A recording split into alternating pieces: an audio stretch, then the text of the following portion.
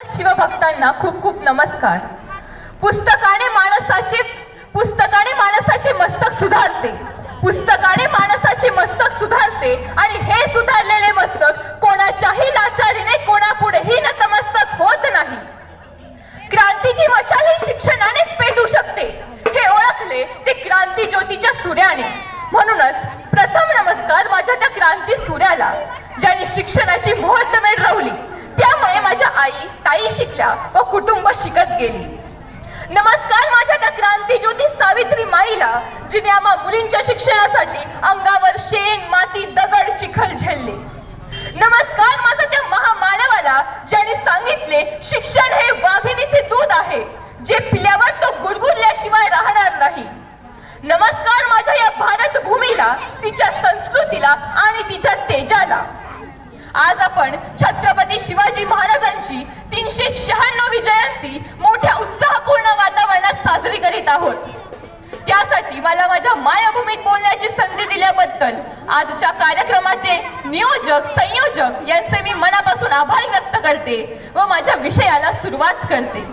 प्रौढ प्रताप पुरंदर क्षत्रिय कुलावतंस सिंहासनाधीश्वर राजाधिराज योगीराज श्रीमंत योगी श्री श्री श्री छत्रपती शिवाजी महाराज की जय। जेथे माणसांना जनावरांसारखी वागणूक दिली जात होती तो काळ, त्या काळात स्वतंत्र समता या तत्वाची जाणीव देऊन ज्याचं जगणं हे स्वराज्यासाठी झिजणं होतं, अशा या धर्तीवरचा एकमेव राजा, उभ्या महाराष्ट्राचा आराध्य दैवत, ज्याचं नाव ज्याचा इतिहास येथे या मातीत जन्माला आलेल्या लेकराला सुद्धा सांगायची गरज नसते। छत्रपती शिवाजी महाराज की हे शब्द कानी पडताच आपसुकच जय हे शब्द बाहेर पडतात। रक्त सळसळते, छाती अभिमानाने फुलते आणि अंगावर सरकन काटा येतो। ते जाणते राजे, गणपती भूपती अधिपती छत्रपती शिवाजी महाराज। कसे असेल त्यांचे नेतृत्व, कर्तृत्व, त्यांचा स्वाभिमान कसा असेल? मुघलांच्या कैदेत लाखो मराठा सैनिक खितपत पडले होते, बायकांच्या कुंकवाचा धनी मारला जात होता, शेतकऱ्यांना कैवारी नव्हता। महाराष्ट्राच्या अशा या भूमीला हवा होता एक झंकार, धगधगता पेटता अंगार। अखेर ती वेळ आली आणि सह्याद्री दुमदुमला। 19 फेब्रुवारी 1630 रोजी शिवनेरीवर एक तारा चमकला। माझी जाऊ जेव्हा शिवबांना घेऊन पुण्यात आल्या तेव्हाचे पुणे ओसाड उजाड होते, देवळे मंदिरे भकास होती। जो कोणी वस्ती करेल त्याचा निर्वंश होईल या भीतीपोटी लोक परागंदा झाले। पण मासाहेबांनी साद घातली आणि बघता बघता पुण्याचे रूप पालटले। माझ्या राजाने वयाच्या 12व्या वर्षी 18 पगड जातींवर मानाचे स्थान मिळवले। 16वे वर्ष हे धोक्याचं नाही तर मोक्याचं असतं, कारण 16व्या वर्षी आपल्या हाताची गळंगळी कापून रक्ताची धार रायरेश्वराच्या मंदिरात धरून स्वराज्य स्थापनेची प्रतिज्ञा घेतली। पण आजची 16 वर्षाची मुले काय करतात? मैं उसके बिना रह नहीं सकता। भावना दुखवायचे माझे मन नाही, पण हे आजचे भयानक सत्य आहे। आज मुले सोशल मीडियावर पूर्ण व्यस्त झाले आहेत। एका चित्रपटात अमिताभ बच्चन म्हणतात, मैं मर्द टांगे वाला, दुश्मन क्या मुझे मारेगा, मेरा रखवाला ऊपर वाला, मेरा रखवाला ऊपर वाला। पण आज 21व्या शतकात म्हणावेसे वाटते, अरे मैं गुटखा खाने वाला, मैं मावा खाने वाला, दुश्मन क्या मुझे मारेगा, मैं तो खुद ही मरने वाला। असो तर वयाच्या 16व्या वर्षी स्वराज्य स्थापनेची प्रतिज्ञा घेतल्यानंतर एक एक मावळा स्वराज्यात आला आणि स्वराज्यासाठी जान कुर्बान करता झाला। काया कुट्टन घरातून दिशा ठरवून वाट काढली आणि लोक कल्याणकारी राज्य निर्माण केले। शिवशाही काळात एकाही शेतकऱ्याने आत्महत्या केली नाही। जगातील पहिली सातबारा पद्धत सुरू करणारे माझे राजे एकमेव होते। त्यांचे पर्यावरण रक्षण धार्मिक धोरण असे होते की ते आजही आम्हाला मार्गदर्शन ठरणारे आहे। लाल महालात जेव्हा शाहिस्तेखानावर हल्ला झाला तेव्हा सगळीकडे एकच गोंधळ झाला आणि कुणीतरी म्हणाले, हमारी बेगम को शिवा के मावळे ले गए। पण शत्रु सैन्यातीलच एक सैनिक म्हणाला, नहीं, शिवाजी ऐसा नहीं है, वो माँ बहनों की इज्जत करने वाला है। माझ्या राजाविषयी शत्रूने दिलेले हे उद्गार नंतर ती स्त्री तिथेच एका पिंपात लपून बसली होती। नंतरचा. रांजेगावचे पाटील आपल्या पदाचा गैरवापर करतात.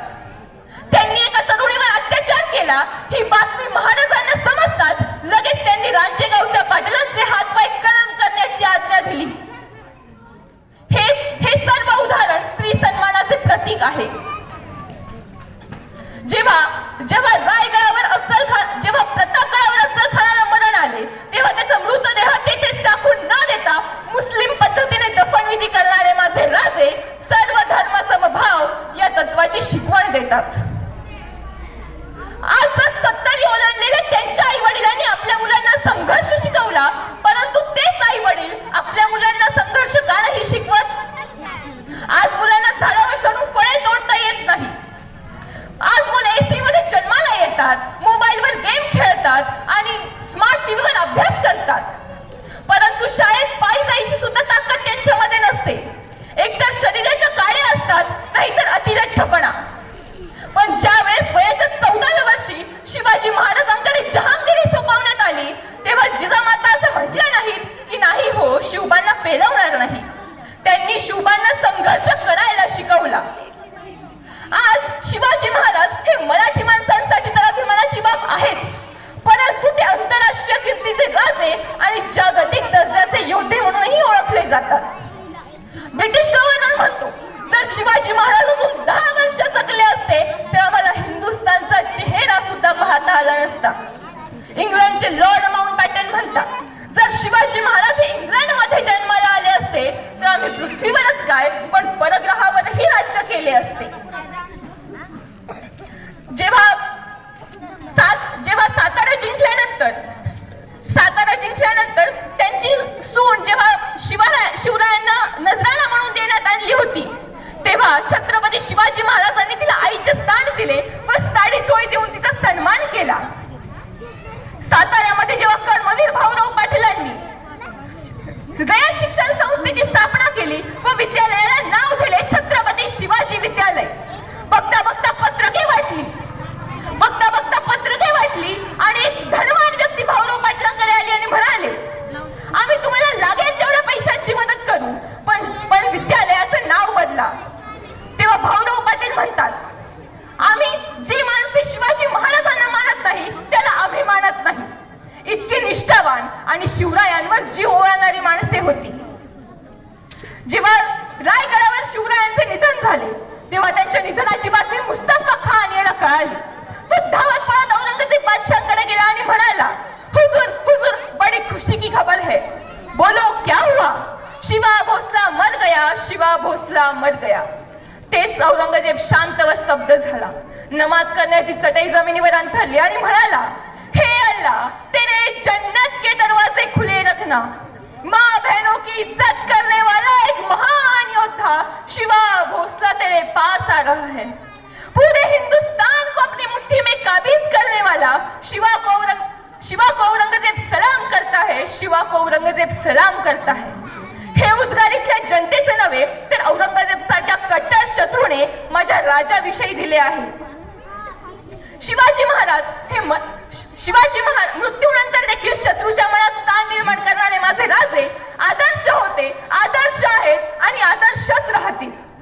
आज तुम्ही आम्ही खासकर आमच्या सर्व युवा पिढीने शिवाजी राजांचे काही गुण घ्यावेत. ते असे, पहिले म्हणजे नेतृत्व आणि धाडस जे आपल्याला जीवनात यशाचा मार्ग दाखवेल. दुसरे म्हणजे दृष्टिकोन आणि नियोजन, योग्य नियोजन आणि भविष्य काळातील दूरदृष्टी ठेवावी. आत्मविश्वास आणि स्वावलंबन, स्वतःवर विश्वास ठेवणे. कितीही कठीण प्रसंग आला तरी स्वतःचा आत्मविश्वास कमी होऊ देऊ नका. धैर्यवादी वृत्ती, जीवनात स्वतःचे धैर्य निश्चित करा आणि त्यानुसार प्रयत्न करत राहा. शिस्त आणि समाजप्रेम, या समाजाचे आपण काहीतरी देणे लागतो. जेव्हा शिस्तीच्या मार्गाने समाज बांधीलकी आपण सर्वजण जपूया. 6वे म्हणजे नेतृत्व गुण आणि स्त्री सन्मान. आपल्या घरातील ताई असो वा दुसऱ्या घरातील असतो, स्त्रियांचा सन्मान करायला हवा. ही आपल्या प्रत्येकाची जबाबदारी आहे. त्यामुळे कोपर्डी, मुंबई, नाशिक यांसारख्या घटनांची पुनरावृत्ती होणार नाही. मित्रांनो, शिवाजी महाराजांच्या प्रत्येक गोष्टीतून आपल्याला प्रेरणा मिळतेच. त्यांच्या गुणांचा अंगीकार केला तर आपणही जीवनात यशस्वी होऊ शकतो. म्हणूनच शेवटी